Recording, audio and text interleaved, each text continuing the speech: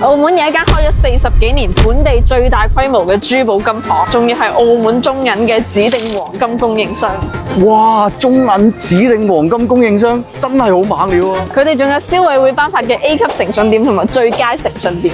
但係遊客去居民區買金好似唔係好方便喎。佢嘅分店遍佈澳門旅遊區同埋居民區，選擇珠寶金行就應該要揾一啲年紀大、分店多、信譽好嘅。重點係咩啊？連我媽都幫襯咗好多年。第一次聽你講嘢咁有道理喎。如果你打算嚟澳門買金，記得點讚收藏呢條視頻，以後一定用得着。係咪咁樣點讚收藏啊？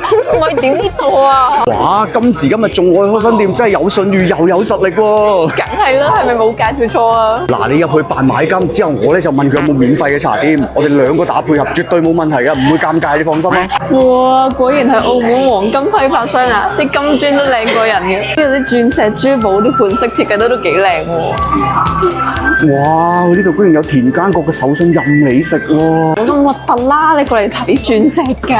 你有你睇，我有我食，冇任何影響噶嘛？你明唔明啊？你又講得幾啱喎！哇！呢度啲金真係好特別啊！聽講佢哋有自己嘅設計師團隊。哇！馬卡龍啊，佢居然有馬卡龍食啊！今日你冇咁明顯啦，順便幫我攞多嚿。成條珠寶街都係外地品牌，盛豐咧係第一間進駐威尼斯人嘅本地金鋪，得唔得？係咪好正咧？